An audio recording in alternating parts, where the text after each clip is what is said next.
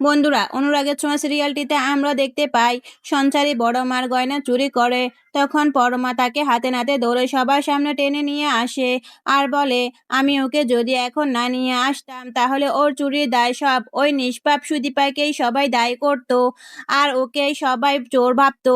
তাই আমি ওকে হাতে নাতে ধরে এনেছি। তখন বড় মা বলে, সঞ্চারী গয়নাগুলো বের করো। সঞ্চারী বলে, আমি চুরি করিনি। তখন বড় মা বলে, আমার বড় বৌমা আমাকে মিথ্যে বলবে না। সঞ্চারী, তুমি গয়না কোথায় রেখেছো? বের করো।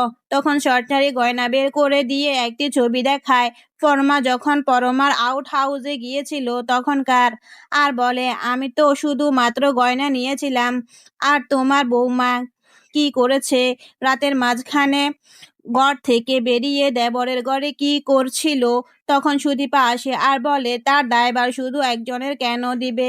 এই বাড়ির ছেলেরও তো দোষ আছে।